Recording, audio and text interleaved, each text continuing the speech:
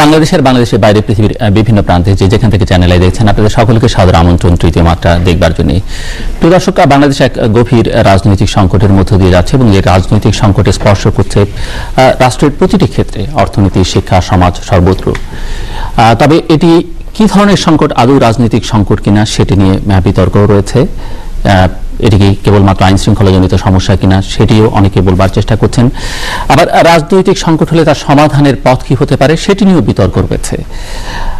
অন্যদিকে এই সময়টাতে, এই সংকটগুলোর সময়ে সবচাইতে বেশি গণমাধ্যমের যে সেক্টরটি আলোচনার মধ্যে আসে সেটি হচ্ছে টক শো। অনেকদিন ধরে আলোচনা হচ্ছে টক শো টক কিনা, আদৌ কতটা টক, কতটা ঝাল, কতটা মিষ্টি সেটি নিয়ে আলোচনা হতে পারে, গবেষণা হতে পারে, বিতর্ক হতে পারে। যারা আমরা টক শো করি তাদের মধ্যে এই ধরনের আলোচনা, গতকাল যারা এই অনুষ্ঠান দেখেছেন তারা লক্ষ্য করবেন যে উপস্থাপকদের মধ্যে এই নিয়ে বিতর্ক রয়েছে যে টক শো আদৌ কোনো প্রভাব ফেলছে কিনা সমাজে, রাষ্ট্রের রাজনীতিতে, বা কোনো ক্ষেত্রে আদৌ কোনো প্রভাব রাখছে কিনা, এটি কি নিছকই একটি বিনোদন কিনা, বা টক শো করে আদৌ কোনো লাভ হচ্ছে কিনা। আবার টক শো কি এই উত্তপ্ত রাজনৈতিক পরিস্থিতিতে কোনো ধরনের উস্কানি দিচ্ছে কিনা সেটি নিয়েও নানা রকমের প্রশ্ন আছে। এইসব প্রশ্নের উত্তর খোঁজার আমরা চেষ্টা করছি তাদের কাছ থেকে। গতকাল শুরু করেছি আমরা, যারা প্রতিদিন রাতে 10টা থেকে 2টো পর্যন্ত বাংলাদেশের অসংখ্য মানুষ দেশের ভেতরে দেশের বাইরে জাগিয়ে রাখছেন দেশ কোথায় যাচ্ছে, কোন দিকে যাচ্ছে সেটি জানবার জন্য, এবং বিভিন্ন মত পথের মানুষের সঙ্গে প্রতি রাতে তারা কথা বলেন। তাদের কাছ থেকে বোঝার চেষ্টা, যদি তারা নিজের মত দিতে চান দিতে পারেন, অন্যথায় এই যে বিভিন্ন জনের কথাবার্তা শুনে তাদের বোঝাপড়াটা কি হচ্ছে, আন্ডারস্ট্যান্ডিংটা কি হচ্ছে, তারা কি বুঝছেন যে বাংলাদেশ যে সংকটে আছে সেই সংকটে থেকে উত্তরণটা কিভাবে হবে, সংকটের মূল কারণ কি। সিভিল সোসাইটির পক্ষ থেকে যে উদ্যোগ নেওয়া হয়েছে বা যারা উদ্যোগ নিচ্ছেন তারা এখতিয়ার রাখেন কিনা সিভিল সোসাইটির প্রতিনিধিত্ব করবার জন্য, সেটি নিয়ে গতকাল আমার 6 টক শো সঞ্চালক বিভিন্ন টেলিভিশন চ্যানেলের তারা বিতর্ক করেছেন, এবং টক শো আদৌ কোনো প্রভাব ফেলছে কিনা এই উত্তর খোঁজার চেষ্টা করব আজকেও।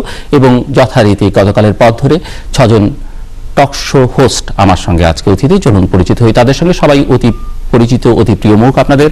আমার বায়ে বসা আছেন মাছরাঙা টেলিভিশনের টক শো চারদিকের উপস্থাপক রেজান হক, তারপরে রয়েছেন মুন্নি সাহা, এটিএন নিউজের নিউজ আওয়ার এক্সট্রার উপস্থাপক, তারপরে রয়েছেন মোহাম্মদ জাহাঙ্গীর, তিনি চ্যানেল আইয়ের টেলিসময়ের উপস্থাপক এবং দেশ টিভির সোজা কথার উপস্থাপক। আমার ডানে রয়েছেন বৈশাখী টেলিভিশনের 0 আওয়ারের উপস্থাপক রাহুল রাহা, তারপরে রয়েছেন সামিয়া রহমান, তিনি 71 টেলিভিশনে 71 সংযোগ উপস্থাপনা করেন, এবং তারপরে রয়েছেন জহিরুল আলম, তিনি এনটিভিতে এই সময় উপস্থাপন করেন। এদের প্রত্যেকেরই আরো নানা রকমের পরিচয় আছে, সেটি আপনারা জানেন, কিন্তু এই অনুষ্ঠান যেহেতু শুধুমাত্র টক শো উপস্থাপক দিনে, কাজে এই পরিচয়ের বাইরে আমরা যাচ্ছি না। প্রথমে আমরা কালকে একটু দুটো বিষয় মিলিয়ে আসলে আলোচনাটা হয়েছে, গেস্টরা সেভাবে আলোচনা করেছে। আজকে আমি প্রথম পার্টে রাজনীতি নিয়ে আলোচনা করতে চাই, দুটো ভাগে ভাগ করে। পরের পার্টে আমাদের নিজেদের আত্মসমালোচনা বা যে ধরনের প্রতিক্রিয়া আমরা পাই বা আমরা কতটা প্রভাব ফেলতে পারছি সেটি নিয়ে আলোচনা করতে চাই। মোহাম্মদ জাহাঙ্গীর যদি শুরু করেন, আজকে বাংলাদেশ একটা সংকটের মধ্য দিয়ে যাচ্ছে, সহিংসতা, নাশকতা চলছে, অবরোধ হরতাল চলছে, সেগুলোকে নিয়ন্ত্রণের চেষ্টা চলছে। সংকটটি রাজনৈতিক না আইন শৃঙ্খলাজনিত সেটি নিয়ে বিতর্ক আছে। নাগরিক সমাজের উদ্যোগ নিচ্ছেন, তাদের এখতিয়ার আছে কিনা, তারা ষড়যন্ত্রকারী কিনা, সেগুলো নিয়ে নানা ধরনের প্রশ্ন আছে। টক শো থেকে কোনো উস্কানি হচ্ছে কিনা সেটি নিয়েও আলোচনা আছে। সব মিলিয়ে যে সংকট আজকে বাংলাদেশে, সেই সংকট আদৌ কোনো সংকট কিনা, সংকটের উৎস কি, পরিত্রাণের উপায় কি, আপনার জন্য সূচনায় 3 মিনিট সময়। ধন্যবাদ জিল্লুর। খুবই প্রাসঙ্গিক বিষয় এবং প্রাসঙ্গিক আলোচনা হবে আজকে আশা করছি। আমি একটা প্রথমে সাধারণ মন্তব্য করতে চাই আমাদের দেশের রাজনীতি সম্পর্কে। সাম্প্রতিক পেট্রোল বোমা, সন্ত্রাস, হরতাল, অবরোধের প্রসঙ্গটা তারপরেই আনছি। সেটা হলো, আমি অনেক দিন ধরে আমি অনুভব করি যে বাংলাদেশের রাজনীতি হচ্ছে রুগ্ন এবং দূষিত, এবং আমাদের দেশের রাজনীতিতে গণতন্ত্রের চর্চা খুব কম। আমরা মুখে গণতন্ত্রের কথা বলি, আমাদের বড় বড় রাজনৈতিক দল এবং নেতারা, কিন্তু প্রকৃতপক্ষে আমরা গণতন্ত্রে বিশ্বাসও করি না, গণতন্ত্রের চর্চাও করি না। আমরা পার্লামেন্টে ইলেক্টেড হয়ে পার্লামেন্টে অংশগ্রহণ করি না, তাতেও কিছু এসে যায় না আমাদের। মানে এক ধরনের ফ্রি স্টাইল রাজনীতি যা বলে সেটাই আমরা চর্চা করছি। অথচ পৃথিবীতে বহু গণতান্ত্রিক দেশ আছে, পৃথিবীর দিকে তাকানোর দরকার নেই। আমরা যদি আমাদের আশেপাশে তাকাই, সেখানে খুব সুন্দর রাজনীতি হচ্ছে, গণতন্ত্রের চর্চা হচ্ছে। কিছুদিন আগে দিল্লির ইলেকশন আপনারা দেখেছেন, একটিও সিটে না জিতেও অভিনন্দন জানাতে আধা ঘন্টা সময় লাগেনি পরাজিত প্রার্থীর। তা আমরা এগুলো কোনোটাই চর্চা করতে পারিনি এত বছর ধরে। শুধু 90 পরবর্তীকালের গণতন্ত্র পর্ব শুধুই ধরি, সেখানেও কোনো সুস্থ রাজনীতি আপনি দেখবেন না। কাজেই এই রুগ্ন এবং দূষিত রাজনীতিকে ঠিক করার কোনো উদ্যোগও আমরা লক্ষ্য করিনি, কোনো পরিকল্পিত উদ্যোগ আমরা লক্ষ্য করিনি। কিছু কিছু বিচ্ছিন্ন প্রচেষ্টা হয়েছে, তারই ফল হচ্ছে আজকে আমরা যা দেখছি। এগুলো কিন্তু তার একটা সম্মিলিত ফল। এটাকে হঠাৎ করে বাংলাদেশ একটা সুখী সমৃদ্ধশালী শান্তির দেশ ছিল, হঠাৎ কারা যেন এসে পেট্রোল বোমা নিক্ষেপ করছে এবং সন্ত্রাস চালাচ্ছে, এটা দেখলে ঘটনার খুব অল্প দেখা হবে। তবে যে ঘটনাগুলো ঘটছে গত 5 জানুয়ারির পর থেকে, সেটা খুবই দুঃখজনক, ঘৃণ্য, এবং এগুলো কোনো রাজনীতির ভাষা নয়, প্রতিবাদের ভাষা নয়, এগুলো কোনো রাজনৈতিক কর্মসূচি নয়। যেসব রাজনৈতিক দল এগুলোকে সমর্থন করছে, পৃষ্ঠপোষকতা দিচ্ছে, আমরা তাদের কঠিন ভাষায় নিন্দা জানাই এবং সরকারের কাছে আমরা আবেদন জানাই যে যত রকমের কঠিন শাস্তি আছে আইনানুগভাবে তাদেরকে সেই শাস্তি দেওয়া হোক, যাতে ভবিষ্যতে কোনো রাজনৈতিক দলের কোনো ক্যাডার, কোনো কর্মী, কোনো নেতা এই ধরনের ঘৃণ্য পথে রাজনৈতিক প্রতিবাদ প্রকাশের চেষ্টা না করে। একই সঙ্গে সরকারের বিভিন্ন বাহিনী যে ক্রস ফায়ারে অনেক লোককে মারছে, সেটাও নিন্দনীয়, সেটাও ঠিক নয়। আমরা বিচার বহির্ভূত হত্যাকাণ্ডের নিন্দা বরাবরই করে আসছি। সেটা বর্তমান 5 জানুয়ারির পরে পেট্রোল সন্ত্রাসের পরিপ্রেক্ষিতে হলে সেটা যে জায়েজ হয়ে যাবে তাও নয়, কাজে সেখানেও এটা খুব নিন্দনীয়। তবে মনে রাখতে হবে বিষয়টা একটা রাজনৈতিক বিষয়, বিষয়টা রাজনৈতিক সংকট, এবং এই রাজনৈতিক সংকটের জন্ম হয়েছে গত বছর 5 জানুয়ারির প্রশ্নবিদ্ধ নির্বাচনের পর থেকে। অনেকে আশা করেছিলেন যে প্রধানমন্ত্রী এবং অন্যান্য অনেক সিনিয়র মন্ত্রী যেভাবে বলেছিলেন সেই নির্বাচনের আগে এটা একটা সংবিধান রক্ষার নির্বাচন, পরবর্তীকালে সকল দলের অংশগ্রহণে একটা সুস্থ নির্বাচন হবে এবং তারপর বাংলাদেশ যথারীতি গণতান্ত্রিক অভিযাত্রায় অগ্রসর হবে। সেটা না হওয়াতে স্বাভাবিকভাবেই অনেকে হতাশ হয়েছে। এবং আরো দুঃখজনক বিষয় হলো এবছর 5 জানুয়ারির নির্বাচনের বর্ষপূর্তি পালন উপলক্ষে বিএনপি বা তাদের 20 দলীয় জোট যেরকম সভা সমাবেশ কর্মসূচি করার ঘোষণা দিয়েছিল, চেষ্টা করেছিল, প্রত্যেকটা কর্মসূচিতে সরকার বাধা দিয়ে বেগম খালেদা জিয়াকে তার বাড়িতে অবরুদ্ধ করে বালু ভর্তি ট্রাক দিয়ে বাড়িতে অবরুদ্ধ করে রেখে আরো নানান রকম কর্মকাণ্ডগুলো সব টেলিভিশন দর্শকরা জানেন, এগুলো নানান রকমের ক্ষতিকর ভূমিকা পালন করেছে বলে মনে করি। আমার ধারণা যদি 5 জানুয়ারি উপলক্ষে বিএনপি তার স্বাভাবিক রাজনৈতিক কর্মসূচি পালন করতে পারত, তাহলে হয়তো পরিস্থিতি এত খারাপ হতো না। জাহাঙ্গীর, আবার আসবো আপনার কাছে। সামিয়া রহমান। প্রথমত আমি মনে করি যেটি মোহাম্মদ জাহাঙ্গীর বললেন 5 জানুয়ারি নির্বাচন নিয়ে আসবো সে প্রসঙ্গে পরে, তার আগে আমি একটা বলি কথা। ডক্টর সলিমুল্লাহ খান সেদিন বলছিলেন যে সহিংসতা শব্দটা আসলে আমরা একটা ভদ্রতার আবরণে ঢাকা একটা শব্দ, বাংলা শব্দ ব্যবহার করি, এটি আসলে সন্ত্রাসের আসলে সহিংসতা দিয়ে আমি কোনো ভদ্রতার রূপ আমি খুঁজতে পারবো না। এখন দেশে যা চলছে আমি বিশ্বাস করি সেটি আসলে সন্ত্রাস নাশকতা চলছে। একটি জনসভাকে মানে করতে না দেওয়াকে কেন্দ্র করে দেশ 1.5 মাস ধরে অবরুদ্ধ থাকবে, এটা আসলে কখনোই গ্রহণযোগ্য হতে পারে না। আমি মনে করি বিএনপির সামনে এখন কোনো স্পষ্ট এজেন্ডা নেই, আমি ব্যক্তিগতভাবে বিশ্বাস করি। কারণ প্রথমত বলা হলো জনসভা করতে না দেওয়াকে কেন্দ্র করে, পরবর্তীতে বলা হলো বাসার সামনে বালুর ট্রাক রাখাকে কেন্দ্র করে, পরবর্তীতে বলা হলো এখন পদত্যাগ ছাড়া কোনো উপায় নেই।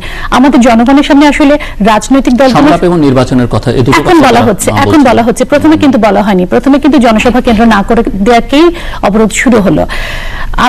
জনগণের সামনে আমরা তো সাধারণ জনগণ, আমাদের সামনে একটা স্পষ্ট এজেন্ডা থাকতে হবে। কেন আমরা ওই রাজনৈতিক দলগুলোকে সাপোর্ট দিব, সেই সাপোর্ট দেওয়ার মতো কিন্তু আমরা কোনো এখন বেস খুঁজে পাচ্ছি না। আর সবচেয়ে বড় কথা, এখন যেটি হুট করে ঘটনা শুরু হয়নি, এই হুট করে 5 জানুয়ারিকে কেন্দ্র করে ঘটনা শুরু হয়নি, ঘটনার সূত্রপাত অনেক আগে থেকেই ছিল। কিন্তু এখন দেশে যেটি চলছে, যে সন্ত্রাস নাশকতা বা জনগণকে জিম্মি করে রাখার যে চেষ্টা এবং জনগণ যে পুড়ছে মারা যাচ্ছে, এটি আসলে কখনোই গ্রহণযোগ্য হতে পারে না। ডেফিনেটলি গণতন্ত্রের কোনো বিকল্প নেই, কিন্তু আমরা আসলে কোথায় যাবো আমি নিজেও আসলে কনফিউজ। কারণ বিএনপি বলছে যে তত্ত্বাবধায়ক সরকারের অধীনে নির্বাচন ছাড়া কোনো বিকল্প নেই, ওদিকে সরকার অনড় অবস্থানে আছে। সেক্ষেত্রে তো আসলে সংলাপ কাদের সাথে হবে, কিসের জন্য হবে? দুদল যদি আগে থেকে একটা প্রি কন্ডিশন হয়ে থাকে যে তারা বসবে না বা এটা ছাড়া, এই পদত্যাগ ছাড়া আলোচনা বসবে না, সেই সংলাপেরও কোনো বিকল্প মানে যুক্তি নেই। আরেকটা বিষয়, নির্বাচন হলে কি সব সমস্যার সমাধান হয়ে যাবে? আমরা তো মানে যদি আমরা ইতিহাস আলোচনা করে বিশ্লেষণ করি, একই ঘটনার রিপিটেশন হবে, বা নির্বাচন হবে বা কিসের বেসিসে, তাহলে আসলে কি ঘটছে? আবার আসবো আপনার কাছে, রেজওয়ান হক। ধন্যবাদ জিল্লুর। আমি মনে করি যে গত 5 জানুয়ারি যে নির্বাচন হয়েছে সেই নির্বাচন নিয়ে কথা বলার অনেক বিষয় রয়েছে এবং এই ধরনের একটি নির্বাচন বিএনপি মেনে নেয়নি এবং তারা একটি সবার অংশগ্রহণে আরেকটি নির্বাচনের দাবি করছে। দাবিটা খুবই যৌক্তিক, কিন্তু এই দাবিতে যে আন্দোলন বিএনপি করছে সেটি নিয়ে আমার মধ্যে আমি ঠিক এটাকে মেনে নিতে পারছি না। এই কারণে আন্দোলন করার যে আন্তরিকতাটা সেটা আমি বিএনপির মধ্যে দেখি না। আমরা যদি এই গত 5 জানুয়ারির পর থেকে যে আন্দোলন চলছে তার আগের যে এক বছরে বিএনপি আন্দোলন করব আগামী ঈদের পরে, এই ঈদের পরে, সেই ঈদের পরে বলে আন্দোলনটাকে একটা তামাশার বস্তুতে পরিণত করেছিল। আর এইবার যেটা দেখছি এখন, কোথাও কোনো বিএনপির নেতাকর্মী কোথাও কেউ নেই, রাস্তায় তাদের দেখা যায় না। বিএনপি চেয়ারপারসন বেগম খালেদা জিয়া গত 1 মাসেরও বেশি সময় ধরে তার অফিসে রয়েছেন। মানে বিএনপিকে আন্দোলন করতে দেখছি না। তারা শুধু হরতাল অবরোধের মতো একটা সবচাইতে সহজ একটা কর্মসূচি, যেটি ডেকে ঘরে বসে ঘুমানো যায়, সেরকম একটি পথ বেছে নিয়েছেন। তারা কিন্তু ফিল্ডে নেই, তারা কিন্তু আক্রান্ত হচ্ছেন না, আক্রান্ত হচ্ছে কারা? সাধারণ মানুষ। এই ধরনের কর্মসূচি আমি দাবিটা যৌক্তিক মনে করি, কিন্তু এই ধরনের কর্মসূচির কোনোভাবে গ্রহণযোগ্য না। বিশেষ করে যেটি ইতিমধ্যে আলোচিত হয়েছে, পেট্রোল বোমা, বাসে আগুন দেওয়া, সাধারণ মানুষ যেখানে ভিকটিম হচ্ছে। আমরা অতীতে সকল আন্দোলনে দেখেছি, সরকারের বিরুদ্ধে কোনো আন্দোলনে দেখেছি যে আন্দোলনকারীরা মারা যায় সরকারের তরফ থেকে, পুলিশের গুলিতে, আর্মির গুলিতে বা বিডিআর এর গুলিতে মারা যায়। কিন্তু এইবার দেখছি আমরা যারা আন্দোলন করছেন তাদের দ্বারাই আক্রান্ত হচ্ছে সাধারণ মানুষ। এই যে একটি নতুন বৈশিষ্ট্য, এটি আমাদের জাহাঙ্গীর ভাই বলেছেন যে আমাদের দূষিত রাজনীতি, আমাদের এই রাজনীতিকে কোথায় নিয়ে যাচ্ছে সেটি আসলে ভাষায় বর্ণনা করার মতো না। সরকারের দ্বারা আক্রান্ত হচ্ছে না মানুষ, আন্দোলনকারীদের দ্বারা আক্রান্ত হচ্ছে সাধারণ মানুষ, যাদের নামে রাজনীতি করছি আমরা, জনগণের কথা বলছি। সেই জনগণই এখন হচ্ছে রাজনীতিবিদদের ভিকটিমে। তো এই ধরনের কর্মসূচি দিয়ে আমি মনে করি না যে এই ধরনের কর্মসূচি দিয়ে কোনো দাবি আদায় করা সম্ভব। আর সংলাপের প্রসঙ্গে সামিয়া যেটা বলেছেন, আমি তার সঙ্গে একমত। সংলাপ এর আগে বহুবার হয়েছে। আওয়ামী লীগ বিএনপির এই বিরোধ নিষ্পত্তি করার জন্য বহুবার সংলাপ হয়েছে, কোনো সংলাপ সাকসেসফুল হয়নি। তা আমরা কি আরেকটা ব্যর্থ সংলাপ করে মানুষের মধ্যে আবার আশা ভঙ্গ করে সংলাপ প্রলাপে পরিণত হয়েছে? তাই আমাদের বিখ্যাত মান্নান ভূঁইয়া জলিল ভাইয়ের সংলাপের কথা আমরা জানি। তারও আগে আপনি যদি 91 সালে সংসদের আওয়ামী লীগ যে আপনার তত্ত্বাবধায়ক সরকার দাবির আন্দোলন করলো, তার আগে যে সংসদ ভবনে একটা সংলাপ হচ্ছিল, লাস্ট মোমেন্টের যে সংলাপ, মুন্নি সাহেব আপনার মনে থাকার কথা, লাস্ট মোমেন্টে সেই সংলাপ ভেস্তে গেছিল। বাংলাদেশে আমি দেখি নাই কোনোদিন কোনো সংলাপ করে কোনো সমস্যার সমাধান হয়েছে। বিশেষ করে রাজনীতি যদি সমাধান হতে পারে, যদি দুই দল আগে থেকে কোনো শর্ত না দেয়, যদি তারা খোলা মন নিয়ে আসে, সেটা হতে পারে। কিন্তু তারা যদি সমঝোতায় পৌঁছতে চায় তাহলে হয়তো সেই আন্তরিকতাটা থাকতে হবে, কিন্তু সেই আন্তরিকতার কোনো লেশ মাত্র আমরা দেখছি না। এবং আমি সরকারের এই পয়েন্টের সঙ্গে পুরোপুরি একমত যে পেট্রোল বোমা, আন্দোলনের চাপ, নাশকতার মুখে আত্মসমর্পণ মুখে সংলাপে বসা যাবে না। একমাত্র সংলাপের জন্য আমার মনে হয় প্রথম দায়িত্ব হলো বিএনপির। তাদেরকে আমার মতে বলতে হবে যে আমি ঠিক আছে, আন্দোলনটা স্থগিত রাখলাম 1 সপ্তাহের জন্য, আপনারা এখন সংলাপের ব্যবস্থা করেন বা দাবি মেনে নেন। দেন সংলাপের একটা পরিস্থিতি তৈরি হলেও হতে পারে। কিন্তু এরকম ধারাবাহিক আন্দোলনের মুখে আওয়ামী লীগ কখনোই সংলাপে রাজি হবে না, এবং আমি মনে করি রাজি হওয়া উচিত না। রাহুল রাহা, আসলে আমি নতুন কিছু বলতে পারবো না। এই মুহূর্তে আমরা টকশো যারা করি তারা জানি যে 2-3টা বক্তব্যই চলছে। একটা হচ্ছে কেন সংলাপ হবে না, বিএনপির বক্তব্য কি, আওয়ামী লীগের বক্তব্য কি, সিভিল সোসাইটির বক্তব্য কি, কেন সংলাপ হওয়া উচিত, সব মিলিয়ে। কিন্তু দুই দল যার যার অবস্থানে অনড় রয়েছে। এবং এই বক্তব্যের সঙ্গে আরেকটা বক্তব্য যুক্ত হচ্ছে, বিভিন্ন সময় বিভিন্ন জন যুক্ত করছেন, সে হচ্ছে যে কেন সংলাপ হবে না। যেটা জাহাঙ্গীর ভাই বলছিলেন যে আমাদের দীর্ঘদিনের যে জটিল রাজনীতি, এই রাজনীতির মূলে রয়েছে, কিন্তু আমি যেটা বোধ করি এবং আমি মনেও করি সেটা হচ্ছে এই রাজনীতির মূলে কিন্তু বাংলাদেশের রাজনীতির দীর্ঘ সময় ধরে স্বাধীনতার পক্ষের বিপক্ষের শক্তি একটা শব্দ রয়েছে। এবং বিপক্ষের শক্তির অনেক সময় স্বাধীনতার সপক্ষের শক্তিকে ব্যবহার করেছে অল্প বিস্তর, এবং বিএনপির মতো রাজনৈতিক দলকেও তারা ব্যবহার করতে সক্ষম হয়েছে। এবং এই বিষয়গুলো অনেক ডিফারেন্স তৈরি করে দিয়েছে। 21 আগস্টের মতো ঘটনাগুলো অনেক ডিফারেন্স তৈরি করে দিয়েছে। অবিশ্বাসের তুঙ্গে ওঠার যত যত বিষয় রয়েছে সেগুলো কিন্তু হয়েছে। ফলে সংলাপ যে হবে না, যেটা মান্নান ভূঁইয়া এবং আব্দুল জলিলের সংলাপ ভেস্তে গেছে, ভবিষ্যতে সব সংলাপও এভাবে ভেস্তে যাবে। সেই জন্য বেগম জিয়া যখন 7 দফা দাবি দিয়েছিলেন সেটা একেবারে নির্বাচন কেন্দ্রিক ছিল। আমার কাছে মনে হচ্ছে ওর সঙ্গে যদি যুদ্ধাপরাধের বিচারের প্রসঙ্গগুলো থাকতো, ওর সঙ্গে যদি জামাতের সঙ্গে সম্পর্কটা কেমন হবে এই প্রসঙ্গগুলো থাকতো, যেটা আওয়ামী লীগও বলছে, সেগুলো বিষয় আরো ভালো হতো। তবে আমি রাজা ভাইয়ের সঙ্গে একটা বিষয় একমত, আমি বক্তব্য বাড়াতে চাই না, সেটি হচ্ছে যে এরকম একটি সহিংসতার মুখে সংলাপে বসলে লোকে ভাবতে পারে ভবিষ্যতে যখন আওয়ামী লীগ বিরোধী দলে যাবে একইভাবে তারাও সংলাপ সন্ত্রাস করে যে আসবে না তার তো কোনো গ্যারান্টি নেই। ফলে সন্ত্রাসের মুখে সংলাপ এটা হতে পারে না। তারা তো নিজেরা দায় স্বীকার করছেন না, তারা বলছেন তারা করছেন না। না কিন্তু যেহেতু এই প্রশ্ন আমি সাংবাদিক আমানুল্লাহ কবিরকে বলেছি, উনি বলেছেন যেহেতু তাদের আন্দোলনের ফলে এই ঘটনাগুলো ঘটছে, ফলে দায় দায়িত্ব তাদেরকে নিতে হবে। ওনারা যদি এই কর্মসূচি না ডাকতেন তাহলে তো এইগুলো হতো না, ফলে দায় দায়িত্ব নিতে হবে। যেমন উনি বলছেন যে ক্রসফায়ারের দায় দায়িত্ব সরকারকে নিতে হবে, তাহলে প্রত্যেকের দায় দায়িত্ব কোথাও না কোথাও বর্তায়। এগুলো বোঝার জন্য আমাদের বোধহয় বেশি বিতর্ক করা দরকার নেই। ফলে সেই জায়গাটা হচ্ছে যে এই যে প্রধানমন্ত্রী গিয়েছিলেন দেখা করার জন্য, এটা একটা সুযোগ ছিল।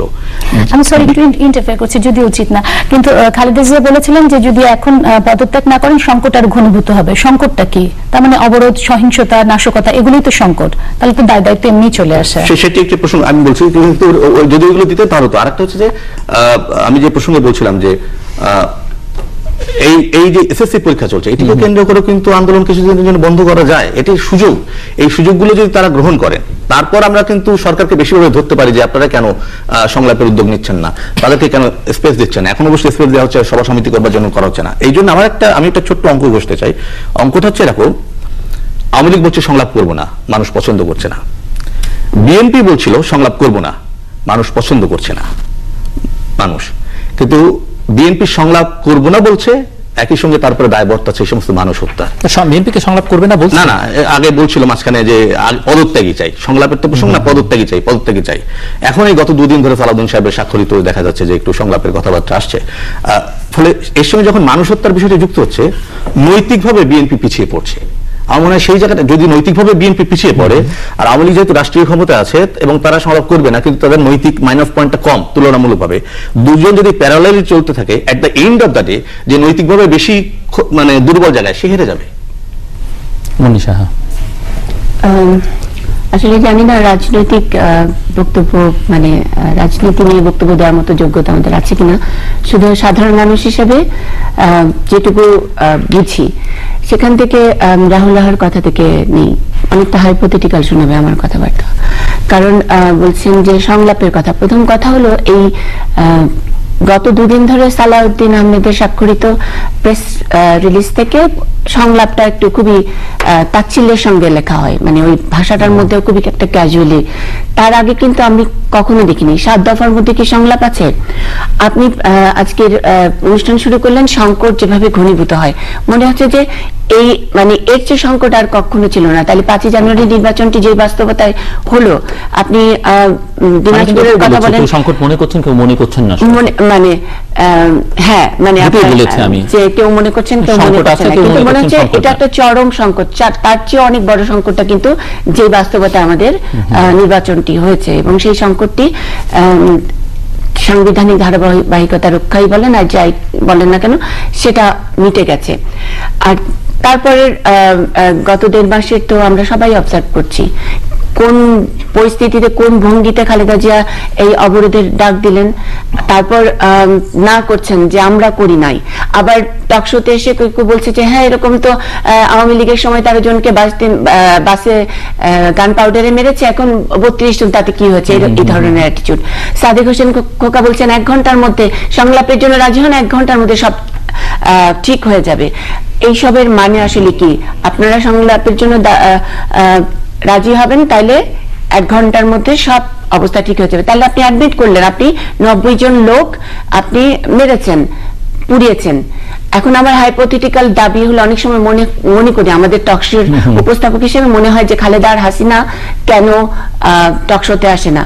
আর এখন তো খুব সস্তা, 1000 টাকা দিয়ে 2টা জামাতের 2টা নিয়ে রাখবো আমি, এবং 2টা পেট্রোল বোম তাদেরকে নিক্ষেপ করার জন্য অ্যাসাইনমেন্ট দিব, 5টা মানুষ মরবে, আমি যদি দাবি করি হাসিনার খালেদা আমার টক শোতে আসবেন, এরকম একটি মানে আল্লাদের দাবি নিয়েও তো ভবিষ্যতে মানুষ মরতে পারে। সুতরাং মানুষটা এত সহজ হয়ে গেছে, 90 জন মরবে, তারপরে আপনি বলবেন অন্যায় যে করে অন্যায় যে সহে তব ঘৃণা তব কি তৃণ সমুদায়। ঘটনাটা তো তাই হবে, দুদিন পরে তো ABCD যে কোনো দল গিয়ে এরকম আরো 90 জন 180 জন মরবে, তখন সংলাপের কথা বলবে। রাজা ভাই ঠিকই বলছেন যে সংলাপ কোনটা হয়েছে, কোনটা সফল হয়েছে। মান্নান ভূঁইয়া আব্দুল জলিলের কথা আমরা জানি, তার আগে জিল্লুর ভাই আর মান্নান ভূঁইয়ার চিঠি চালাচালির কথা জানি। ইলেকশন তারানকো 5 দিনের জায়গায় 7 দিন উনি এক্সটেন্ড করেছেন, তারপরে কিছুই হয়নি। সেখানে আমরা হঠাৎ করে সংলাপের এজেন্ডাটা নিয়ে আমরা টক শো যারা আসছেন আমাদের অনুষ্ঠানে তারাই সংলাপটির কথা বলছেন। আমি সাংবাদিক হিসেবে বলছি, আমি কিন্তু গত এই 1.5 মাসে গত 2 দিন বাদে, তার আগে আমি কোনোদিন, আমি নিজে অনেকবার করে বলেছি কই সংলাপের কোনো একটি লাইন তো কখনো বিএনপি তরফ থেকে আসে না। তাহলে সব দায় দায়িত্ব বা এজেন্ডা নিয়ে আসতেছেন আমাদের টক শোর যারা গেস্ট তারা আসছেন। আমরা আমাদের হয়তো এক একটা চ্যানেলের এক এক রকমের এজেন্ডা আছে, আমরা মনে করি যে আমাদের টিআরপি বাড়তে হবে, সুতরাং যারা আসছেন তাদেরকে কথা বলতে দিতে হবে এবং তারা তাদের ভবিষ্যতের পোস্ট পদবি সব ঠিক করে ফেলেন, কে আইনমন্ত্রী হবেন, কে আরেকজনকে খুব তাচ্ছিল্য করে কথা বলতে পারবেন, ওইটা নোট করে রাখে। আমার মাঝে মাঝে মনে হয় কি জিলু ভাই, আমি মাননীয় প্রধানমন্ত্রীকে জিজ্ঞেস করেছিলাম, যেহেতু যে বিএনপি চেয়ারপারসনকে জিজ্ঞেস করার মতো সুযোগ হয় না, উনি প্রেস কনফারেন্স করেন না, করলেও আমাদের প্রশ্ন উনি অ্যালাউ করেন না। যাই হোক, মাননীয় প্রধানমন্ত্রীকে জিজ্ঞেস করেছিলাম যে উনি আসলে কি টকশো গুলো কি দেখেন, টকশোতে এসে দলের লোকজন এসে যেভাবে প্রিয়াম্বলের মতন বলেন যে মাননীয় অমক অমক অমক করেছেন, মনে হচ্ছে যে এই একটা অ্যাসাইনমেন্ট নিয়ে আসছেন এবং উনি গণভবনে বসে দেখছেন এবং তাকে মন্ত্রী বানিয়ে দিচ্ছেন বা তাকে একটা পদবি দিচ্ছেন। একই ঘটনা বিএনপির বেলায়, বিএনপির পক্ষে যারা কথা বলতে আসে তাদেরও এরকম।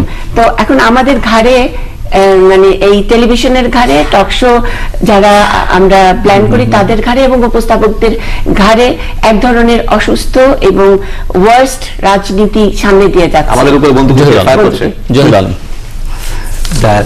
বিষয়টা এরকম না যে সংলাপের বিপক্ষে একটা অবস্থানের কথা মানে ঘুরে ফিরিয়ে বলার চেষ্টা করা হচ্ছে, যেটা which has been initiated by certain quarters. আমি বলবো যে হয়তো সরকারি সংলাপটাকে পছন্দ করছে না, বিকজ সবাই চাচ্ছে যে এই ধরনের একটা ঘৃণ্য, despicable, violent activity in the name of political program চলছে, এটা আগে বন্ধ করতে হবে।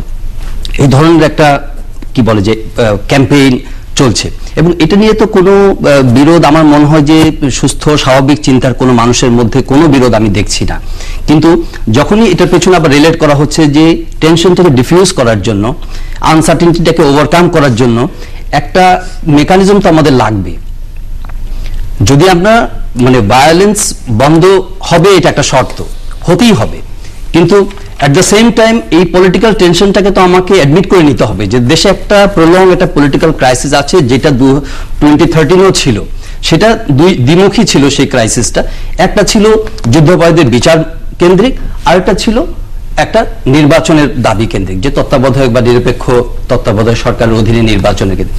কিন্তু তখন প্রাইম মিনিস্টার শেষ দিকে এসে অবশ্যই উনি কিছু পজিটিভ জেস্টার দেখিয়েছিলেন, সেই অপরচুনিটিসগুলো গ্রহণ করা হয় নাই। যে কোনো কারণে হোক, রাজনৈতিক বিবেচনায়, তারা কৌশলগত বিবেচনায় হয়তো তারা ভেবেছেন যে তাদের জন্য সেটা সুবিধাজনক নয়।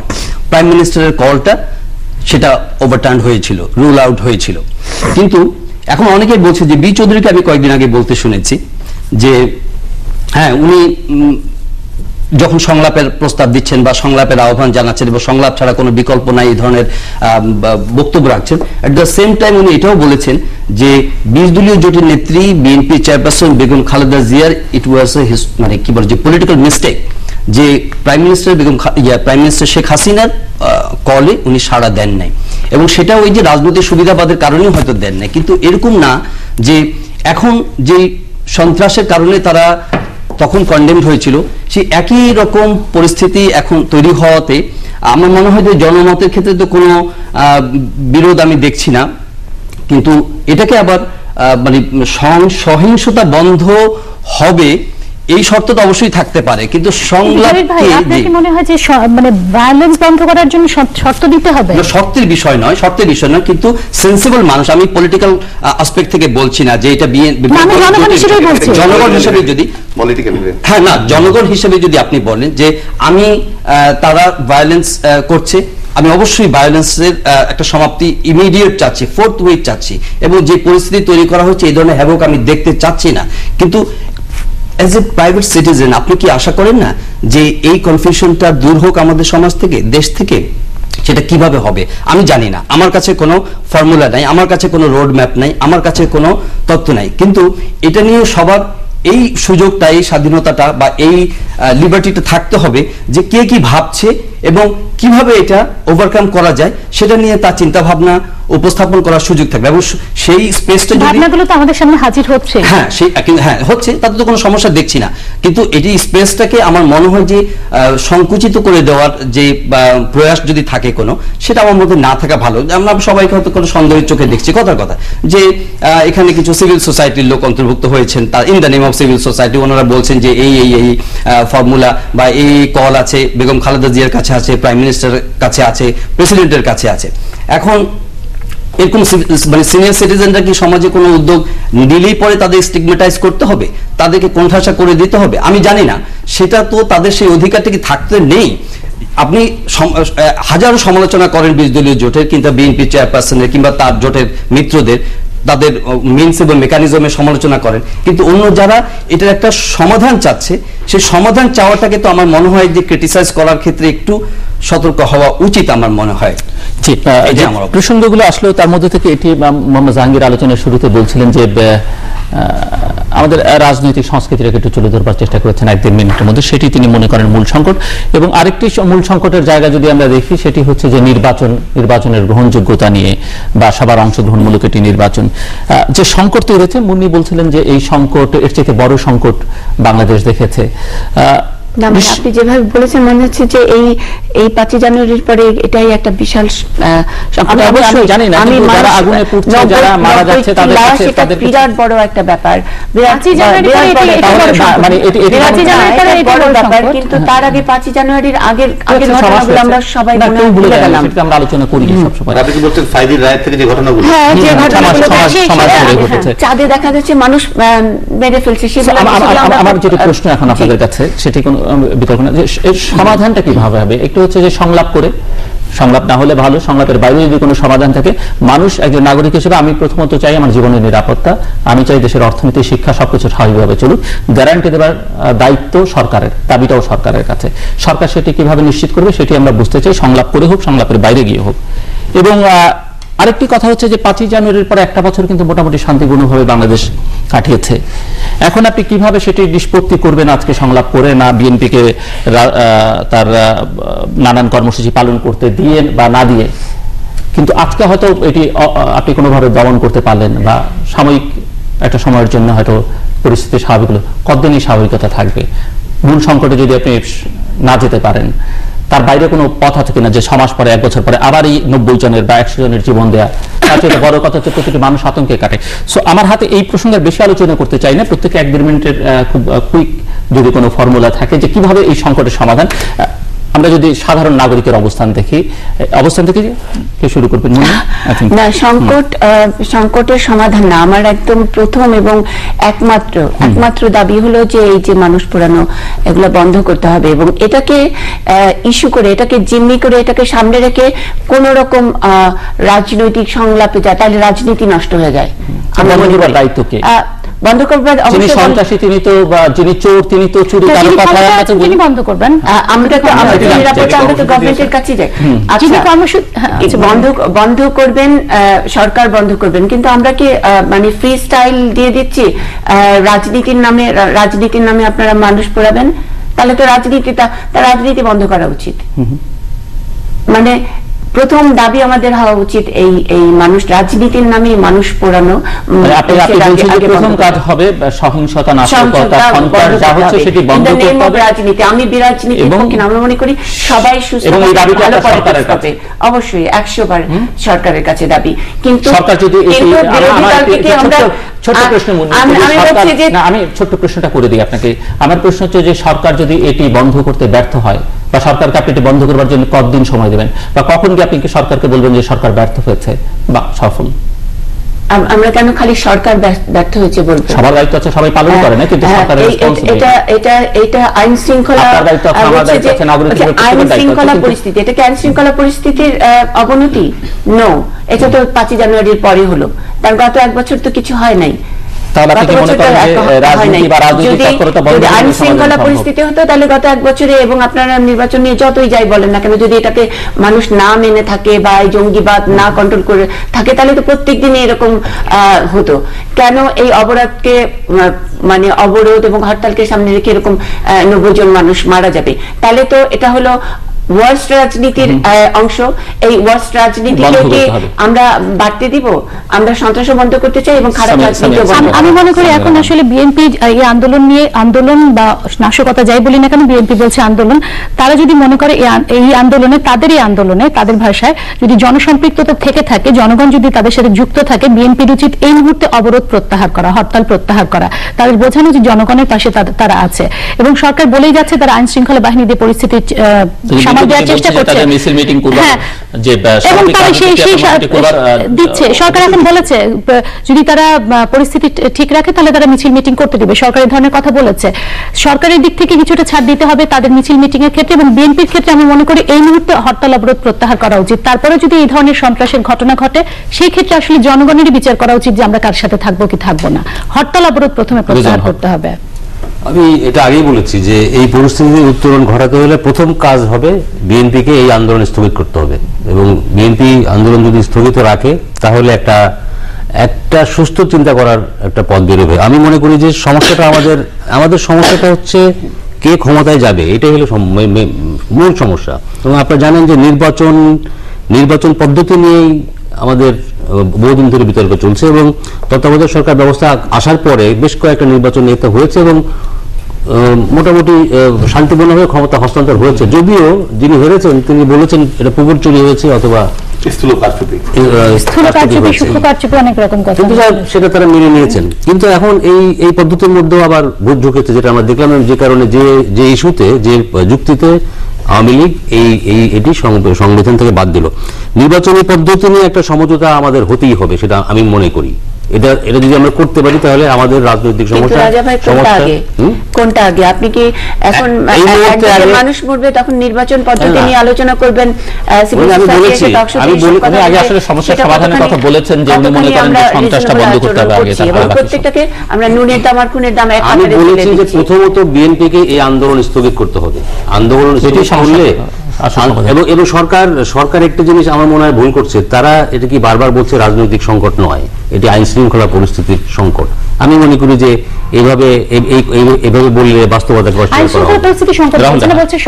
আমি মনে করি ফার্স্ট হচ্ছে বিএনপিকে আন্দোলন কর্মসূচি স্থগিত ঘোষণা করতে হবে, এবং বিএনপি যদি এই গুড জেস্টার দেখায় তার বিপরীতে সরকারের উচিত হবে বিএনপির যারা টপ ব্রাস যারা আছেন, নেতারা যারা গ্রেফতার আছেন, তাদেরকে জামিনে মুক্তি দেওয়া উচিত এবং তাদের সভা সমাবেশ করতে দেওয়া উচিত, যেটা অলরেডি সরকারের তরফ থেকে বলা হয়েছে যে তারা দেবেন যদি তারা এটা স্টপ করেন।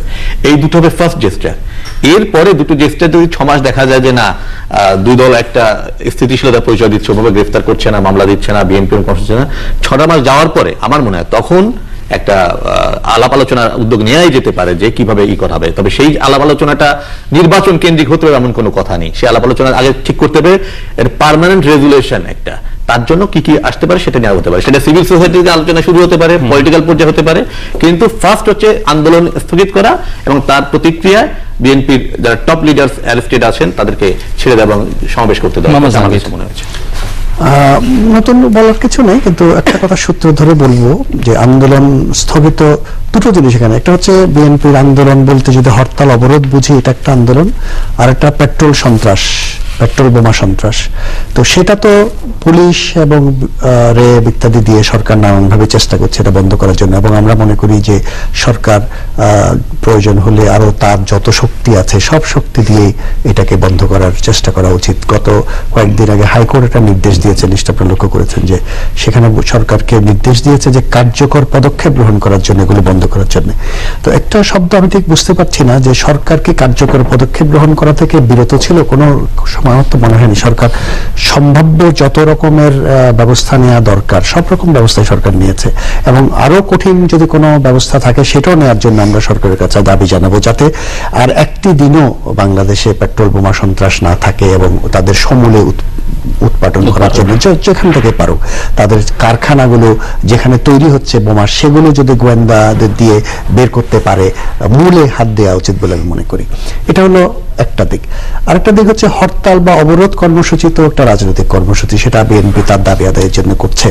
তো সেটা বিএনপি প্রত্যাহার করতে জন্য সবাই বলছেন, কিন্তু বিএনপিকে তো একটা সরকারের দিক থেকে একটা আভাস দিতে হবে যে কেন করবে। যদি বলে যে সরকার যদি বলে যে আমরা রাজনৈতিক নেতাদের ছেড়ে দেব বা বিএনপিকে সভা সমাবেশ করার সুযোগ দেব, অমুক তারিখ থেকে তাদের অফিস খুলে দেবে, এরকম কতগুলো গেস্টার তো সরকারকে দেখাতে হবে। তার পরিপ্রেক্ষিতে হয়তো বিএনপি বলতে পারে, নইলে বিএনপি তার কর্মীদের কাছে কি বলবে সেটাও তো দেখতে হবে, তাই না? কিন্তু পেট্রোল বোমা সন্ত্রাসটা কিন্তু হচ্ছে পুলিশি অ্যাকশন, সেটা নিয়ে সেটার সঙ্গে রাজনৈতিক দলের কথা বলারও কিছু নাই, কারোর সঙ্গে পরামর্শ করারও কিছু নাই। সরকার তার সম্ভাব্য সব অ্যাকশন নিয়ে সেটা বন্ধ করবে। আপনি মানে এই কর্মসূচির সঙ্গে পেট্রোল বোমার কোনো সম্পর্ক নেই বলবেন? সেটা উনি বলছেন না। আমি বলছি যে ওইটার জন্য তো বিএনপির সঙ্গে কথা বলার দরকার নাই, এটা তো তার অ্যাকশনে প্রমাণ করতে হবে। জাহিদ ভাই, ডেফিনেটলি হরতাল অবরোধ হচ্ছে বিএনপির রাজনৈতিক কর্মসূচি, কিন্তু একটা দেশকে পুরো 1.5 মাস ধরে একটা রাজনৈতিক দল তো জিম্মি করে রাখতে পারে না। এটা খুবই নিন্দনীয়, সেটা আমি শুরুতেই বলেছি। এটা কি জাহাঙ্গীর ভাই, এই যে বার্ন ইউনিটে যারা করেছেন তাদের অনেকে বিএনপি করে, এবং তারা কিন্তু বলছে যে আমি রিপোর্টিং করেছি ওখানে, বলছে যে আপা আমি তো বিএনপি করি, তারপরে এই পড়লো কথা বললো, তারপরে বিএনপি ক্ষমতায় যাবে, এখন তো আমার ভোটটা দিতে কষ্ট হবে। আমার এই প্রশ্নটা আসলে বিএনপির কাছে। আমরা তো মনে করি পরিবর্তন ইজ স্মার্টনেস, যতই ভালো করুক সরকার, উন্নয়ন করুক, সেগুলো আমরা দেখবো না। এটা হলো সো কল্ড আমাদের সিভিল সোসাইটি বলেন, আর যারা আমরা দু কলম লেখালেখি করি তাদের মধ্যে এক ধরনের স্মার্টনেস, যে এবার এ থাকবে তারপরে বি থাকবে, হোয়াট এভার। কিন্তু আমি যদি শখ করেও যদি আমি সিদ্ধান্ত নিয়ে থাকি যে ওকে নেক্সট টাইম আমি বিয়ের পক্ষে যাব, আমি আমার সামনে 90টা লাশ আসবে, আমি কি ভোট দিতে পারবো? তাহলে তো মানে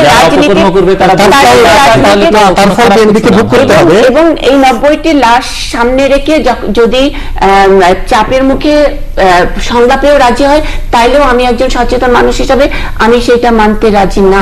তাহলে আমি জঙ্গিবাদকেই উস্কানি দিচ্ছি, তাহলে গায়ের জোর যার মূল্য তার হয়ে যাবে, আরো 10টা গ্রেনেড হামলা হবে, তাহলে আরো বড় বড় সংলাপ হবে। আপনি বারাক ওবামাকে সামনে নিয়ে অনেক কিছু করতে পারবেন, তাই তো হচ্ছে। আপনার আইএস এর কি হলো কালকের ঘটনা?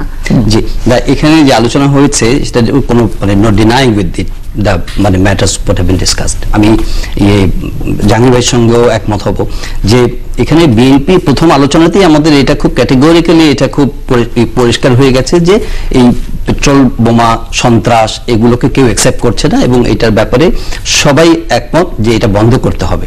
কিন্তু একই সঙ্গে দেশে একটা লাস্টিং একটা সলিউশনের জন্য আমার মনে হয় যে এটাকে শর্তযুক্ত করা হচ্ছে যে আগে সন্ত্রাস বন্ধ করতে হবে, আগে একটা মরিটোরিয়াম থাকতে হবে, তারা অনেক কিছু। কিন্তু বাংলাদেশে সবসময় দেখা গেছে যে উইনার টেকস অল। এখানে সরকারের পক্ষে 2013 কিংবা আর্লি 2014 যে অ্যাটিটিউড, যে জেস্টার গভর্নমেন্টের পক্ষে ছিল, তারা কিন্তু একটা সলিউশনের কথা ভেবেছিল, এবং সেই সলিউশনের জন্য তাদের জেস্টারও ছিল। ইভেন প্রাইম মিনিস্টার বলেও ছিলেন, প্রতিশ্রুতিও ছিল যে এই নির্বাচনটা নিয়ম রক্ষার এবং সংবিধান রক্ষার জন্য করা হচ্ছে, আমরা আলাপ আলোচনা করি এই শর্ত সাপেক্ষে। ডেফিনেটলি বিএনপির প্রতি কিছু শর্ত ছিল, জামাতের সঙ্গে সঙ্গ ত্যাগ করতে হবে, জঙ্গিবাদকে তাদেরকে ছাড়তে হবে ইত্যাদি সাপেক্ষে আলাপ আলোচনার মাধ্যমে একাদশ সংসদ নির্বাচন হবে। তারপরে 1 বছর পেরিয়ে গেছে। This are not to justify the terrorism অথবা ভায়োলেন্স, আমি এটা বলছি না, কিন্তু ওই জায়গার মধ্যে কি মিনিংফুল স্টেপ নেওয়া হয়েছে এই 2014 তাহলে বিএনপি কি জামাত ছেড়েছে? 2014 নেওয়া হয়নি, কিন্তু মিনিমাল স্টেপ নেওয়ার জন্য কি বিরোধী দলের তরফ থেকে কি কোনো জামাত ছেড়েছে? কোনো ছিল না। কোনো Definitely, আপনি 7 দফা দেখেন, 31শে জানুয়ারি খালেদা জিয়া যে প্রেস কনফারেন্স করলেন 31শে ডিসেম্বর, সেটা তো দেখেন সেখানে 7 দফা কি কোথাও এই বিতর্ক আর যে আমাদের সেটা ছিল, সেটা আমি সেটা ছিল না। আপনি সংকটের সমাধান এখন কিভাবে আশু এবং দীর্ঘমেয়াদী যদি আরেকটা ছোট জিনিস আমি আপনাকে বলছি যে আপনি 2013-14 আপনি জেস্টারের কথা বললেন, কোকো মারা যাওয়ার পরে যে ঘটনাটা, এটা একটা বড়, সেদিন আপনি তো নিজেই নিউজ রুমে রেখেছেন যে লোকজন একেবারে দাঁড়িয়েছিল যে প্রাইম মিনিস্টার যাচ্ছেন, এর চেয়ে বড় ঘটনা আর হতেই পারে না। সেটার কি পরিণতি? সেদিনই তো সব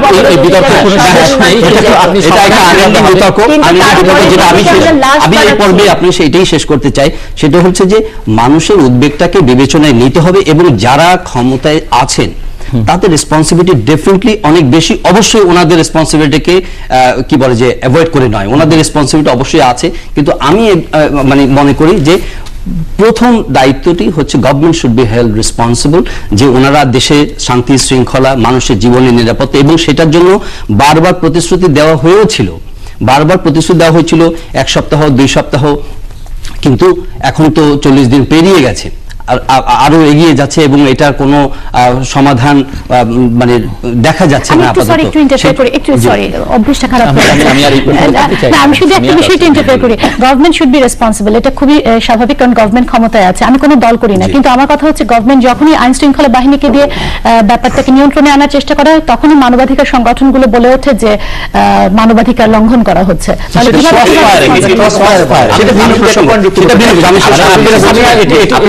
একটা রিফর্মের দরকার আছে, ইলেকশনটা যাতে ঠিক মতো হয়, সবকিছু আপনি বলছিলেন না অনেকগুলো পয়েন্ট, এইগুলো হলে ভালো হবে। পেট্রোল বোমা ছুটছে, তাকে আপনি গুলি করে মারছেন, কোন এই ঘটনাটা কিন্তু ওই বাইক থেকে ধরে নিয়ে গিয়ে আপনি যদি তখন বলেন বন্ধু, যদি সেটার ক্ষেত্রে আপত্তি না।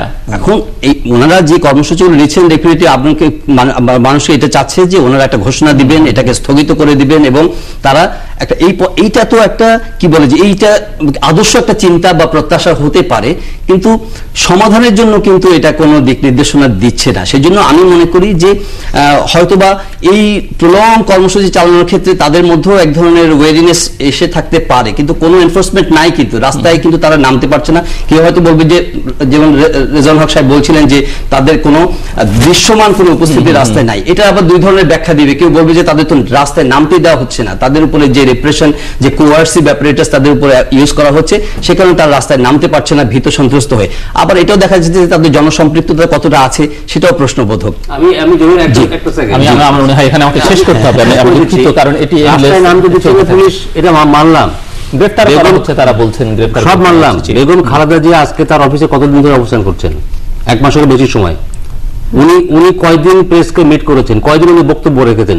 ওইখান থেকেও তো একটা আন্দোলনের চেষ্টা করার কোনো লক্ষণ তো দেখি না বিএনপির মধ্যে। উনি তো প্রশ্ন করতে পারতেন, এই প্রশ্নটি থাকলো। আজকে যদি ওইখানে শেখ হাসিনাকে চিন্তা করেন ওই জায়গাটায়, তাহলে দেখতেন আন্দোলন শুধু গুলশান অফিস থেকে গরম হয়ে যেত। প্রসঙ্গটা পাল্টাই যে যা কিছু ঘটছে তাতে এই টকশো আপনারা যারা আমাদের কাছে আসলে সমাধান আমাদের কাছে নেই, আমরা প্রশ্ন করি। আমি আর এই প্রসঙ্গে আমরা কিন্তু যারা অন্যান্য যাদেরকে আমন্ত্রণ করি তারা যত ভালো বলেন, আমরা এত ভালো করে বুঝিয়ে বলতে পারবো না হয়তো বা, সেজন্য আমাদের বলা যা কিছু ঘটছে দেশে, সংকট বড় হোক কম হোক, যে মাত্রারই হোক না কেন, এই পরিস্থিতিতে আমরা কতটা উস্কে দিলাম পরিস্থিতিটাকে, বা টকশো আদৌ কতটা টক, এটা আদৌ বিনোদন কিনা, বা এটি করে আদৌ কোনো লাভ হয় কিনা, এটি করে শেখ হাসিনা খালেদা জিয়ার উপরে কোনো প্রভাব পড়ে কিনা তাদের সিদ্ধান্ত গ্রহণ প্রক্রিয়ায়, বা সমাজের অন্য কোনো ক্ষেত্রে পড়ে কিনা। অনেক হোস্টই গতকাল কথা বলেছেন, অন্তত 4 জনকে আমি দেখেছি, তারা বলেছেন যে এটি করে কোনো লাভ হয় না। তারা অনেকেই মনে করেন যে এটি একটি বিনোদনের জন্য মানুষ দেখে, মানুষ কথা বলতে পছন্দ করে, কথা শুনতে পছন্দ করে, আড্ডা মারতে বাঙালিরা পছন্দ করে, তাই এই শোগুলো দেখে। তো সব মিলিয়ে আপনাদের নিজের এক্সপিরিয়েন্স থেকে যদি আপনারা বলেন, না আপনি শুরু করেন। আমি এটা 2 মিনিট সময়, 2 মিনিট। এটা কি কোনো বিনোদনমূলক অনুষ্ঠান মানতে রাজি না। মানুষ অবশ্যই এক শ্রেণীর মানুষ রয়েছেন যারা টক শো পছন্দ করেন না, কিন্তু আবার দেখবেন লুকিয়ে লুকিয়ে হয়তো তারা সেটা দেখেনও। বাংলাদেশের মতো আমার যতটুকু আমি বুঝি, বাংলাদেশের মতো এত রাজনৈতিক সচেতন মানুষ দুনিয়ার আর কোথাও আছে কিনা আমার সন্দেহ। এখানে আমাদের নির্বাচনে যে পরিমাণ মানুষ ভোট দিতে যায়, পৃথিবীর আর কোনো জায়গায় এত পরিমাণ ভোট পড়ে কিনা আমি জানি না। তো মানুষ রাজনীতি নিয়ে ভাবতে, কথা বলতে পছন্দ করে, রাজনৈতিক অনুষ্ঠানগুলিও দেখে।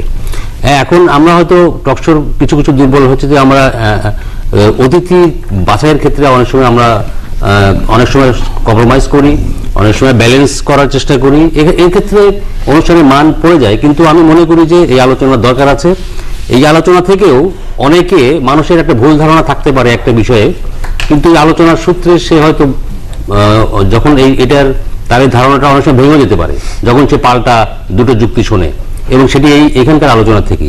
আমি মনে করি যে এটি মোটেও উস্কানিমূলক যদি হয়, যখন একপাক্ষিক আলোচনা হয়, সেটা অবশ্যই উস্কানি বলে আমি বলবো। আপনি যখন বলেন যে আমরা মাঝে মধ্যে ব্যালেন্স করি, তো ব্যালেন্স না করলে তো এক পাক্ষে কি হবে? না, ব্যালেন্স করার সময় আমি বলছি যে কথা বলছেন না, ব্যালেন্স করাটা দুর্বলতা না তো। না, অনেক সময় আরোপিত মনে হয় ব্যালেন্স করার ব্যাপারটা না, আমি আসলে একমত না। কারণ আমি মনে করি টকশোতে, দুঃখিত, সরি রাজা ভাই, আমাদের অভ্যেস হয়ে গেছে কথার মাঝখানে ইন্টারফেয়ার করা। আসলে কোনো বিষয় আমাদের না নিরপেক্ষ থাকার কোনো যুক্তি নাই। মুক্তিযুদ্ধের ক্ষেত্রে দেশের পক্ষে এখানে আসলে আমি ব্যালেন্স করারও কিছু নাই, আমার আসলে স্পষ্ট অবস্থানে থাকতে হবে। না, সেটি আপনার একটি যুক্তি হতে পারে। সেটা কি আমরা থাকতে পারি? সেটি এক ধরনের যুক্তি হতে পারে। আপনার আবার এটাও সত্য যে আপনি যেটি বলছেন সেটি আবার অনেকে তার সঙ্গে একমত নাও হতে পারে। আমি মনে করি যে এই ধরনের অনুষ্ঠানের প্রয়োজন আছে, তবে শুধুমাত্র অনুষ্ঠান করার জন্য অনুষ্ঠান করার আমি পক্ষপাতী নাই। যেটি প্রভাব পড়ছে, আমি মনে করি যে রাজনীতিবিদদের উপর প্রভাব অবশ্যই পড়েছে। যেমন বর্তমান প্রধানমন্ত্রীর উপর নেতিবাচক প্রভাব পড়েছে। উনি মনে করেন যে এখানে শুধু সরকারের সমালোচনা করা হয়, এটি ভুল, কিছুটা ভুল ধারণা আছে। দেখে কি বলেন, না দেখে তার বলেন না। নিশ্চয়ই। তবে আমি মনে করি যে না, সোসাইটিতে এটা একটি প্রভাব অবশ্যই আছে। আমি এটা টকশোর ব্যাপারে আমার মনে হয় যে সরকার যে এটাকে অত্যন্ত সিরিয়াসলি নেয়, সাধারণ মানুষ যে অত্যন্ত সিরিয়াসলি নেয়, অপোজিশন পলিটিক্যাল পার্টি যে এটাকে সিরিয়াসলি নেয়, এতে কোনো সন্দেহ নাই আমার মনে। এবং টকশোর মাধ্যমে সরকারের আমি প্রশংসাই করতে চাই এই কারণে যে তাদের লেভেল অফ এন্ডিওরেন্স গ্র্যাজুয়ালি এটা বেড়েছে।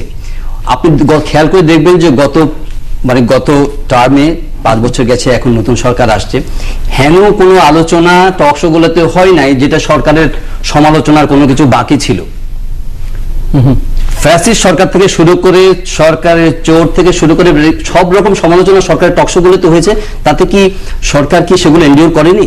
সেগুলো কি তাদের সহিষ্ণুতার লেভেল এখন হয়তো দেখা যাচ্ছে যে এই পরিস্থিতিতে এসে এক ধরনের একটা উত্তেজনা, কনফিউশন সবার মধ্যেই তৈরি হয়েছে। আমি মনে করি সেই জন্য টকশোগুলার একটা সিরিয়াস ইম্প্যাক্ট সমাজের মধ্যে পড়েছে। এবং যত গালিগালাজি করুক, গালিগালাজ আপনার সমাজে যারা টকশোতে আসেন, বুদ্ধিজীবীরা, তারা বিস্ফোরা, তারা সমাজের ক্যান্সার, তারা লতিফ সিদ্দিকী সাহেব বলেছেন যে খারাপ গালি ভঙ্গিতে ইঙ্গিত করেছেন। তারপরে প্রাইম মিনিস্টার নিজেও মাঝে মধ্যে হয়তো ইন এ লাইটার ভেইন উনি প্রেস কনফারেন্সের অন্য সময় এ নিয়ে আলোচনা করেছেন। কিন্তু তার মানে এই নয় যে টকশো তারা শুনছেন না এবং টকশো থেকে তারা কোনো লেসন অথবা তারা কোনো পয়েন্টস, কোনো এলিমেন্টস তারা নিচ্ছেন না, অবশ্যই নিচ্ছেন।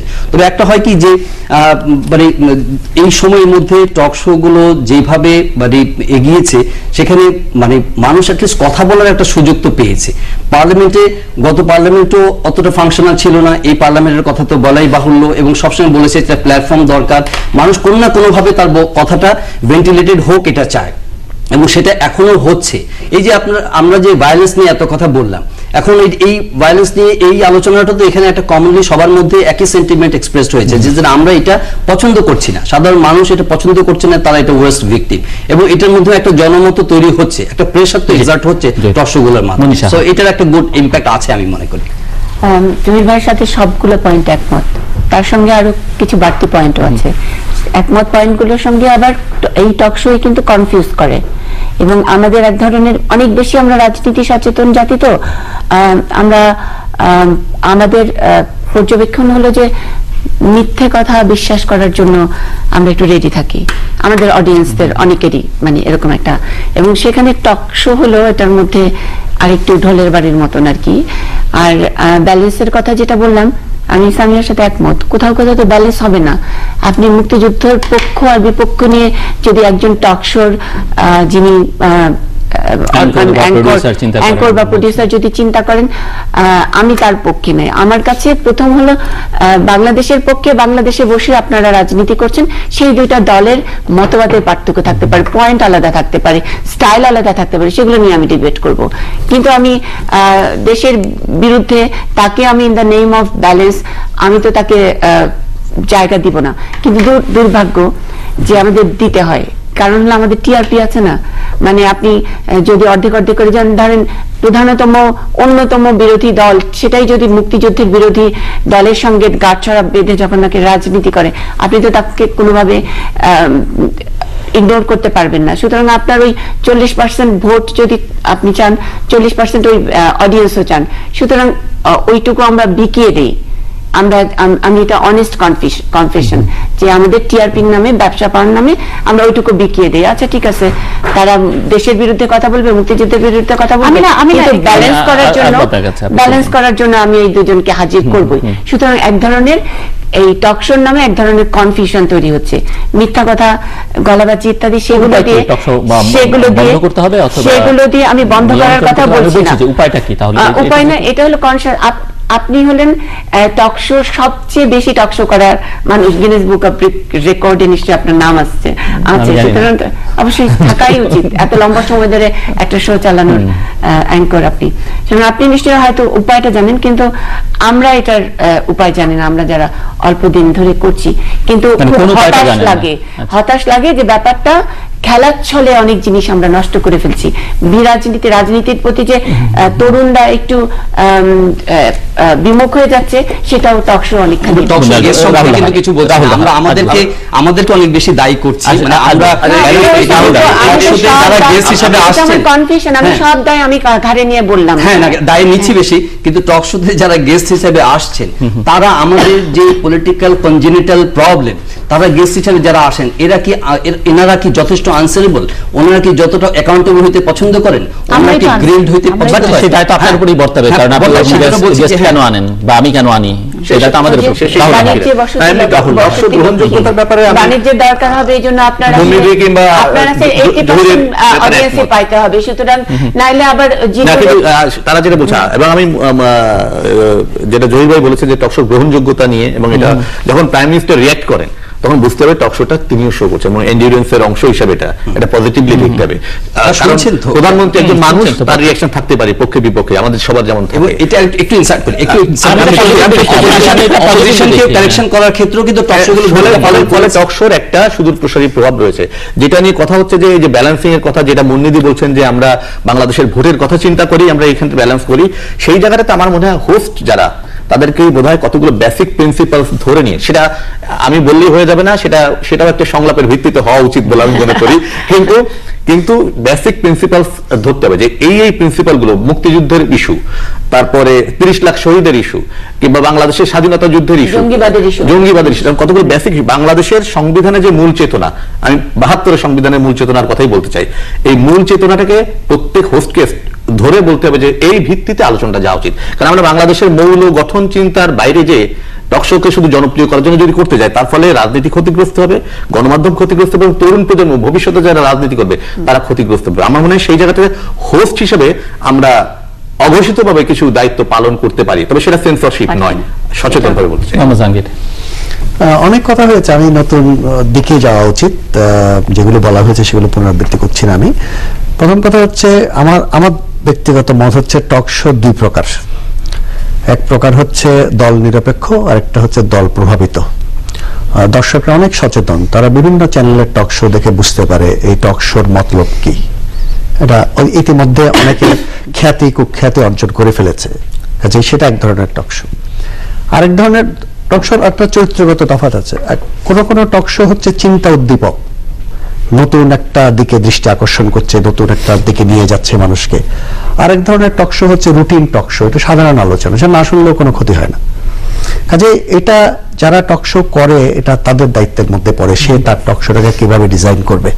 দর্শকরা সব মিলিয়ে 500 লোক টকশোর ভিতরে আসে, তাদের বাংলাদেশের শিক্ষিত গুণী জ্ঞানী লোকের সংখ্যা কত চিন্তা করেন, তাদের উদ্দেশ্যে আমরা বলছি না, কারণ আমরা কি বলছি, আমাদের গেস্টরা কি বলছেন এবং দর্শকরা কি গ্রহণ করছেন, ওদের সম্পর্কে কি ভাবছেন, এগুলো সম্পর্কে আমাদের একটু চিন্তা করা উচিত।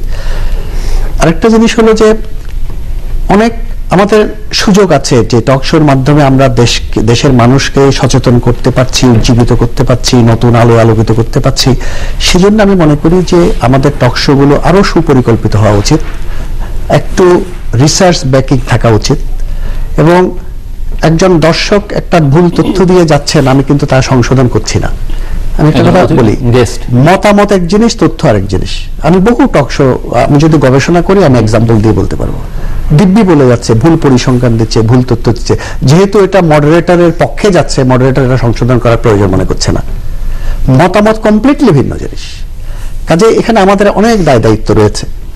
আমরা বাংলাদেশের ঢাকার বাইরে থেকে খুব কম অতিথিকে আনতে পারছি, এটা আমাদের একটা বিরাট সীমাবদ্ধতা আমি মনে করি।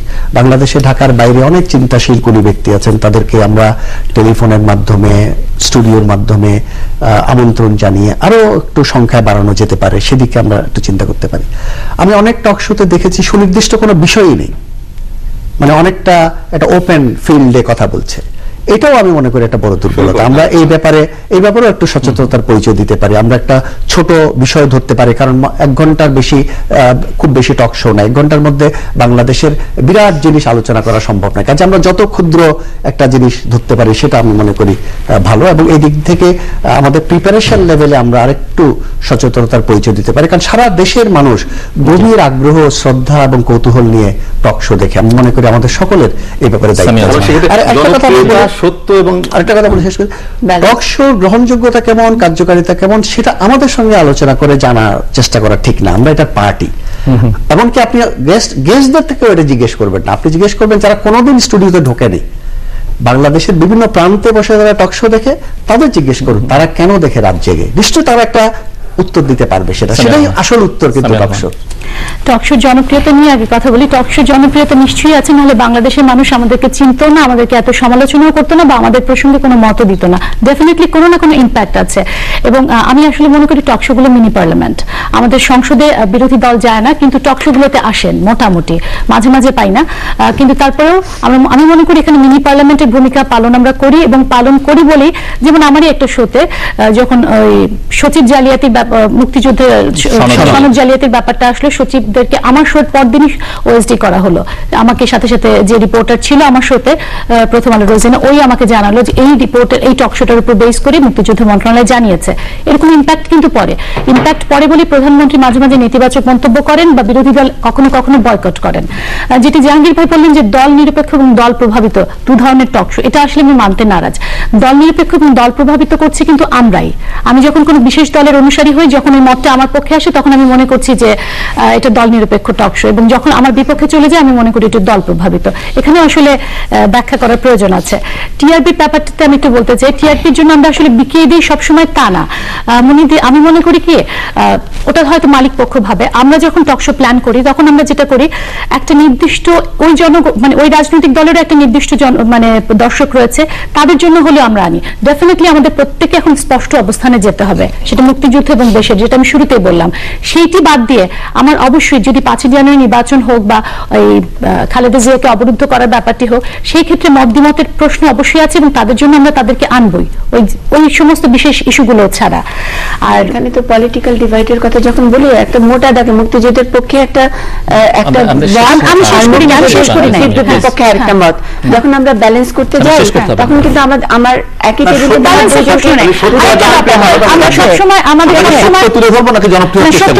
আমাদের সবসময় আমাদেরকে টক শো হোস্ট হিসেবে আমাদেরকে অনেক রকম গালাগাল শুনতে হয়, সেটি ফেসবুকে হোক, অনলাইনে, পত্রিকায় হোক, গালাগালের সীমা পরিসীমা নেই। এবং খুব দুঃখ লাগে যে মনে হয় যে আমরা চেষ্টা করছি দেশের এই পরিস্থিতিতে পাশে থাকা, কিন্তু আমরা গালাগালির শিকার হচ্ছি। কখনো আমরা ভেবে দেখছি না যে এখানে আমাদের মিডিয়া কি করছে, আমাদের রাজনৈতিক দলগুলো কি করছে। আমরা কেমন করে উস্কে দিব, যেখানে রাজনৈতিক দলগুলো আসলে উস্কে দিচ্ছে ঘটনা? আমরা তো উস্কে দেওয়ার কিছু নেই, আমরা তো ফ্যাক্টে। আমি বলি, এই যে আমার হাতে আর 1 মিনিটের বেশি জিলো ভাইয়ের এই প্রোগ্রামটার উপরে কি জানি একটা মিটার দেওয়া আছে, তোমার জিরো দিচ্ছে নাকি আমার মাইনাস দিচ্ছে, আমি জানি আমাকে মাইনাস দিবে আমি জানি, মনীষা একটা রেড মার্কেট আমিও দালালের মত হয়ে এটা এক ধরনের হিউমিলেশনের মধ্যেই, কিন্তু আমরা অনেক দায়িত্ব নিয়ে আমি সততার সাথে কথা বলছি। যখন ইলেকশন হয় ডেমোক্রেসির কথা আমরা বলি, ইলেকশন করে না, আপনি বক্তব্য রাখছেন বা আমি বক্তব্য রাখছি, এখানে বিতর্ক হতে পারে, কিন্তু সেটি যাদের জন্য রাখা তারা অ্যাকসেপ্ট করছে কিনা, কিভাবে অ্যাকসেপ্ট করছে সেখানে আলোচনা হতে পারে। আমরা একেবারেই তারপর এর মধ্যে হয়তো ম্যানিপুলেশনের প্রশ্ন আসতে পারে, আমরা অবস্থান নেব সত্যের ভিত্তিতে, কিন্তু দর্শককে ছেড়ে দিতে হবে।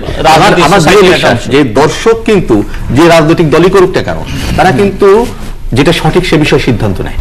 আর কারো কিছু বাংলাদেশে ভোট হয়, কিন্তু আমরা তৈরি করি। আমি তো মনে করি যে কনফিউশন তৈরি করার জন্য আমরা অনেকখানি ভূমিকা রাখি। আমরা তো একটু অ্যাড করতে চাই, জামিল ভাই যেটা বলল, আমাদের দর্শকের উপস্থাপনা তাদের ক্যাপাসিটিও আমার মনে হয় যে একটু বাড়াতে হবে, ইমপ্রুভ করতে হবে। আর হচ্ছে যে আপনি স্বাধীনতা দিয়ে দিলেন, এডিটোরিয়াল পলিসি, আমি শেষ করছি, আপনার এডিটোরিয়াল পলিসি আছে, আপনাকে স্বাধীনতা দেওয়া হয়েছে, কিন্তু কনজেনিটালি যদি আপনি দুর্বল থাকেন তাহলে আপনি কাউকে আনসারেবল করতে পারবেন না। অনেক গেস্ট প্রশ্ন পছন্দ করেন না, বলেন যে আপনি শুধু বলেন, আমাদেরকে আলোচনা করতে দেন, প্রশ্ন জবাবদিহিতা পছন্দ করেন না। সেই ক্ষেত্রে আমাদের ক্যাপাসিটি বাড়িয়ে লাভ কি, যদি গেস্টের প্রশ্ন উত্তর দিতে না চান? ওটা কথা বলছি না, আমরা নীতি কি হওয়া উচিত সেটা নিয়ে আলাপ করছিলাম। মুন্নি যেটি বলেছেন যে ওই যে যেটা ব্যাপারে মুক্তিযুদ্ধের ফিল্টারের কথা বলছি, আমার পয়েন্টটা হলো মুক্তিযুদ্ধের ফিল্টার দিয়ে, আওয়ামী বিএনপিতে কোনো বিরোধ নাই, দুই পক্ষই মুক্তিযুদ্ধ শেষ করব। এবং কিন্তু যুদ্ধের মধ্যে কিভাবে বলেন মুক্তিযুদ্ধ না আওয়ামী লীগ বিএনপির কোনো বিরোধ নাই? ধন্যবাদ রাহুল দাস, সামিয়া রহমান, জহুরুল আলম, রেজাউল মনীষা এবং মোহাম্মদ জাহাঙ্গীর। আমি এমনিতে আমার সময় শেষ, অনেকটাই পেরিয়ে গেছে। দর্শক শুনলেন 6জন প্রিয় সঞ্চালকের কথা, এর আগের দিন শুনেছেন আরো 6 জনের কথা, রাজনীতি এবং টকশো নিয়ে তারা কথা বলেছেন। আগামীকাল আরো নতুন 6 জনের কথা শুনবো, এবং যেহেতু ওনারা সবাই আমার সহকর্মী এবং সতীর্থ, ওনাদের কথা ধার করে আমি কোনো ইতি টানছি না, এই আলোচনায় কোনো মীমাংসায় উপনীত হতে চাইছি না। বিবেচনার ভার আপনাদের। আমাদের সঙ্গে থাকবার জন্য অসংখ্য ধন্যবাদ, আপনাদের সবার জন্য শুভকামনা।